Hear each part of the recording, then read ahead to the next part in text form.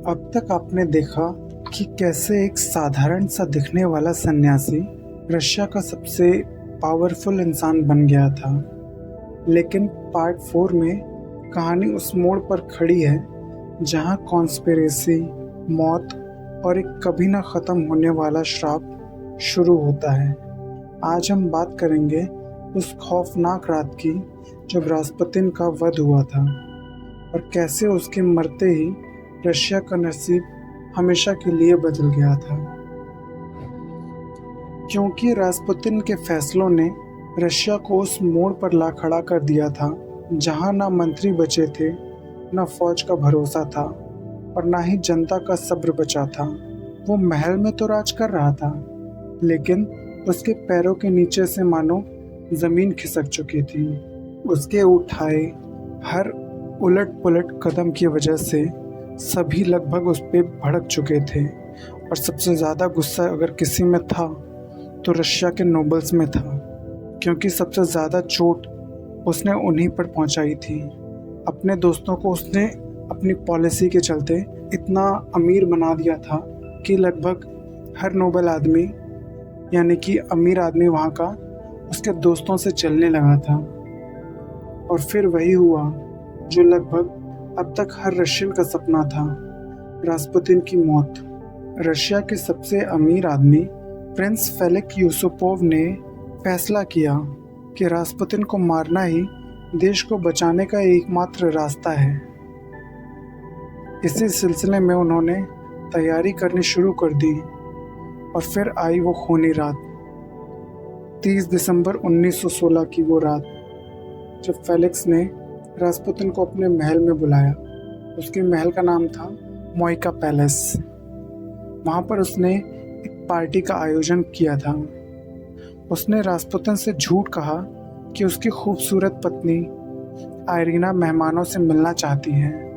Prince ने Rasputin को basement में बिठाया और उसे साइनाइड से भरा हुआ पूरा केक और शराब दी। साइनाइड इतना खतरनाक था कि एक छोटा सा टुकड़ा भी 11 आदमी तक को मारने की क्षमता रखता था। लेकिन रास्पुतिन ने मज़े से सारा केक खा लिया और पूरी शराब चट कर डाली, लेकिन उस पर कोई असर नहीं हुआ। वो बैठकर बातें करता रहा और गाने सुनता रहा। फेलिक्स तो मानो डर सा गया कि ये आदमी सच में ही शैतान है। जब जहर ने काम अपना नहीं किया तो फेलिक्स ने घबरा कर ऊपर जाकर अपने दोस्त जो कि ग्रैंड ड्यूक दिमित्री थे और नेता पुरुषकेविच थे, उनसे उनकी रिवॉल्वर लेकर रास्पुतिन के सीने में 3 गोली मारी। 3 गोली। एक गोली भी इतनी घातक होती है कि उसी क्षण सांस रोक दी, मगर रास्पुतिन के सीने पे 3 गोलियां मारी गई और उससे उसको कुछ नहीं हुआ। रास्पुतिन गिर भले गया और सबने मान लिया कि वो मर चुका है, मगर उसकी सांसें चल रही थी। कुछ देर बाद जब फेलिक्स लाश को चेक करने के लिए झुका तो एक खौफनाक मंजर हुआ। रास्पुतिन ने अचानक अपनी नीली आंखें खोली और फेलिक्स का गला दबाया और एक जानवर की तरह गुर्राया। वो जख्मी हालत में उठकर महल के आंगन की तरफ भागने लगा, चिल्लाते हुए कि सबको बता दूंगा, मैं सब बता दूंगा। दुश्मनों ने उसका पीछा किया। पुरुषकेविच ने भागते हुए रास्पुतिन पर 2 और गोलियां चलाईं जो उसकी पीठ और सर पर लगी। उसके बावजूद रास्पुतिन भागता रहा। उसके कदम लड़खड़ाए और रास्पुतिन बर्फ पर गिर गया। इस बार उन्होंने उसका शरीर कपड़े में लपेटा, रस्सी से बांधा और अधमरी हालत में जमी हुई नीवा रिवर में फेंक दिया। जब 3 दिन बाद उसकी लाश नदी से बरामद हुई तो डॉक्टर्स ने कुछ ऐसा देखा जिसने सबको हैरान कर दिया था। रास्पुतिन की मौत जहर या गोली से नहीं, बल्कि पानी में डूबने की वजह से हुई थी, या फिर यूँ कहो ठंडे पानी की वजह से उसे हाइपोथर्मिया हो गया था, जो उसकी मौत का कारण बना। उसने नदी के अंदर भी रस्सी खोलने की कोशिश की थी, जिसका मतलब था कि गोलियां खाने के बावजूद वो जिंदा था। जैसे ही रास्पुतिन मरा, उसकी कही बात सच होने लगी। ठीक 15 महीने बाद रशियन रेवोल्यूशन हुआ और ज़ार निकोलस II के पूरे परिवार को एक बेसमेंट में खड़ा करके गोली मार दी गई। अगर हम रास्पुतिन की मौत के बाद का मंजर देखें तो रास्पुतिन की मौत के बाद पैलेस में जो हुआ वो किसी दुख भरी फिल्म का क्लाइमेक्स जैसा था। उसके दुश्मन खुश थे, लेकिन राज परिवार जो कि रोमानोव्स चला रहे थे उनके लिए ये तबाही की शुरुआत थी।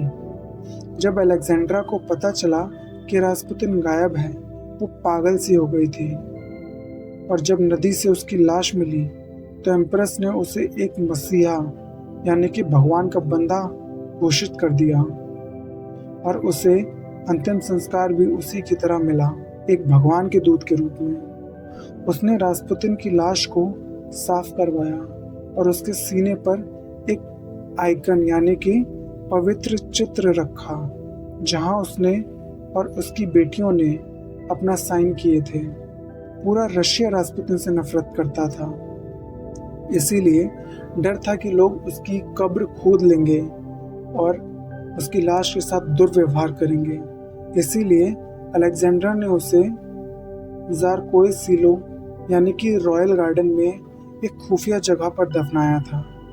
कहते हैं कि एम्प्रेस उसकी कब्र पर घंटों बैठकर रोती थी और एलेक्सी उसका बेटे के लिए दुआएं मांगती थी, क्योंकि उसे डर था कि अब उसका बेटा मर जाएगा। ज़ार जंग के मैदान से वापस आया। उन्होंने प्रिंस फेलिक्स और ग्रैंड ड्यूक दिमित्री को फांसी नहीं दी, क्योंकि वो रॉयल फैमिली से ताल्लुकात रखते थे, बल्कि उन्हें देश निकाला दे दिया। और बाद में चल के ये ज़ार की गलती साबित हुई, क्योंकि जनता चाहती थी कि काश रास्पुतिन पहले ही मारा जाता। रास्पुतिन की मौत के ठीक 2-3 महीने बाद रशियन रेवोल्यूशन शुरू हो गई। गुस्साई हुई भीड़ और क्रांतिकारियों ने रास्पुतिन की कब्र ढूंढ निकाली। उस समय वहाँ पर रशिया में क्रांतिकारियों को बोल्शेविक्स कहा जाता था। तो जब गुस्साई भीड़ और बोल्शेविक्स ने रास्पुतिन की कब्र ढूंढ निकाली थी, तब उन्होंने उसकी लाश को बाहर निकाला और उसे खुलेआम जला दिया। रशिया में लाश को जलाना एक तरह से बेइज्जती मानी जाती है। नियम इसके जस्ट उल्टा है, मगर रशिया के लोग ऐसा ही मानते थे। हालांकि इसका कोई सबूत नहीं है, मगर उस समय एक अफवाह ऐसी भी फैली थी कि जब लाश जल रही थी तो गर्मी की वजह से रास्पुतिन की लाश उठकर बैठ गई थी। ये मसल कॉन्ट्रैक्शन हो सकता है, मगर इस मंजर को देखकर भीड़ डर के मारे भागने लगी थी और रास्पुतिन ने ये भविष्यवाणी तो कर ही रखी थी कि मेरे मरने के बाद राजा का तख्त खत्म हो जाएगा, और एग्जैक्टली वही हुआ। मार्च 1917 में ज़ार को गद्दी छोड़नी पड़ी। जुलाई 1918 में उन्हें और उनके 5 बच्चों को एक बेसमेंट में ले जाकर कत्ल कर दिया गया। रोमानोव्स खानदान का 300 साल पुराना राज, 300 साल कम नहीं होते हैं, 300 साल पुराना राज मिट्टी में मिल गया। एक किताब मैंने और पढ़ी थी जिसमें रोमानोव्स के परिवार के बारे में भी कुछ लिखा था। उसमें कहा गया था कि एम्प्रेस अलेक्जेंड्रा का अंजाम बहुत दर्दनाक और खौफनाक रहा था। रास्पुतिन की मौत के बाद उनकी दुनिया बिखर गई थी और ठीक वैसा ही हुआ जैसा रास्पुतिन ने प्रेडिक्ट किया था। रास्पुतिन की मौत के ठीक 3 महीने बाद रशिया में इतने बड़े दंगे हुए कि ज़ार निकोलस II को अपनी गद्दी तो छोड़नी पड़ी, मगर साथ ही पूरे परिवार को उन्हीं के पैलेस में नज़रबंद कर दिया गया था। अलेक्जेंड्रा अब एक एम्प्रेस नहीं बल्कि एक कैदी बन चुकी थी। क्रांतिकारियों ने उन्हें पहले साइबेरिया के तोब्लोस्क शहर भेजा और फिर येकातेरिनबर्ग के एक सुनसान घर में रखा था, जिसे इपातियेव हाउस यानी कि हाउस ऑफ स्पेशल पर्पस कहा जाता था। वहाँ अलेक्जेंड्रा, ज़ार और उनके 5 बच्चों को बड़ी बुरी हालत में रखा गया था। उन्हें खिड़कियों से बाहर देखने तक की इजाज़त नहीं थी। आधी रात को अलेक्जेंड्रा और उनके परिवार को नींद से जगाया गया और उनसे कहा गया कि उन्हें कहीं और शिफ्ट किया जा रहा है, इसलिए वो सब नीचे एक छोटे से बेसमेंट में इकट्ठा हो जाएं। और फिर बाद में जैसे ही वो सब बेसमेंट में खड़े हुए, एक कमांडर याकोव यूरकोस्की ने अचानक एक डेथ वारंट पढ़ा। इससे पहले कि अलेक्जेंड्रा कुछ समझ पाती, गार्ड्स ने अंधाधुंध गोलियां चलाना शुरू कर दिया और वहां कत्लेआम मच गया था। अलेक्जेंड्रा ने मरने से पहले अपने ऊपर क्रॉस बनाने की भी कोशिश की थी, लेकिन उनके सर में गोली लगने की वजह से उनकी तुरंत ही मृत्यु हो गई। उनके बच्चों, जिनमें अलेक्सी और 4 बेटियां थीं, को गोली मारकर बॉयनेट से भी मारा गया था। और बाद में सबूत मिटाने के लिए अलेक्जेंड्रा और उनके परिवार की लाशों को एक जंगल में ले जाया गया, जहां उनकी लाशों के ऊपर से सारे कपड़े निकालकर उन पर एसिड डाला गया ताकि उन्हें कोई पहचान ना सके, और फिर उन्हें एक पुराने कुएं में फेंक कर जला दिया गया। 80 साल तक ये राज ही रहा, लेकिन जब 1990 में डीएनए टेस्टिंग के जरिए हड्डियां ढूंढने के बाद परीक्षण करवाया गया, तो 1988 में अलेक्जेंड्रा और उनके परिवार को सेंट पीटर्सबर्ग में एक चर्च में पूरे सम्मान के साथ फिर से दफनाया गया था।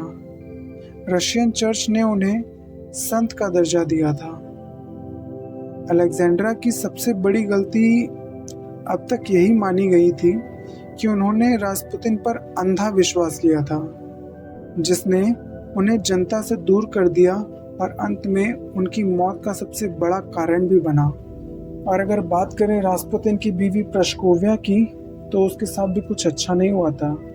जब 1916 में रास्पुतिन का देहांत हुआ, तब प्रस्कोविया अपने गांव पोक्रोस्के में ही थी।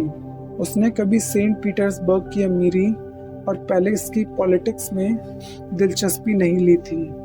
रास्पुतिन उसे हमेशा ग्रीशा बनकर खत लिखता था और पैसे भेजता था।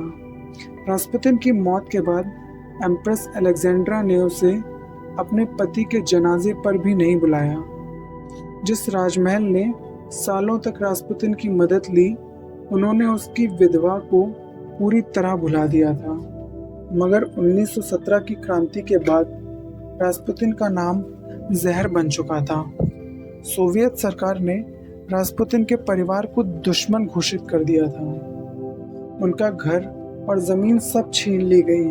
1930 के दशक में स्टालिन के राज में प्रस्कोविया, उनके बेटे दिमित्री और उनकी बहू को पकड़कर रशिया के दूर दराज उत्तरी इलाकों में भेज दिया गया। प्रस्कोविया की मौत एक लेबर कैंप में हो गई थी। कुछ अकाउंट्स कहते हैं कि वो डिसेंट्री की वजह से मरी थी, क्योंकि कैंप में खाने और दवाइयों की भारी कमी थी। उनका बेटा दिमित्री भी वहीं मरा था। हालांकि उसके बेटे के बारे में कुछ पुख्ता कहा नहीं जा सकता, मगर अजम्पशंस तो यही कहती है। उनकी बेटी मरिया वो सबसे किस्मत वाली रही। वो रशिया से भाग गई और यूरोप में कैबरे डांसर और बाद में अमेरिका में सर्कस में लायन टीमर बन गई। उसकी मौत भी 1977 में लॉस एंजलिस में हुई थी। वरवरा वो रशिया में ही रही और कहा जाता है कि 1920 में टाइफस बीमारी से एक हॉस्पिटल में वोमनामी की मौत मारी गई। और दिमित्री का तो जैसे हमने बात कर ली थी, वो अपनी माँ के साथ लेबर कैंप में ही मारा गया। रास्पुतिन की बीवी ने कभी उसके तख्त का फ़ायदा नहीं उठाया, लेकिन उसे उसकी बदनामी की पूरी कीमत अपनी जान देकर चुकानी पड़ी थी। और यहीं पे हमारा किस्सा भी ख़त्म होता है। रास्पुतिन और उसकी कहानी यहीं समाप्त होती है।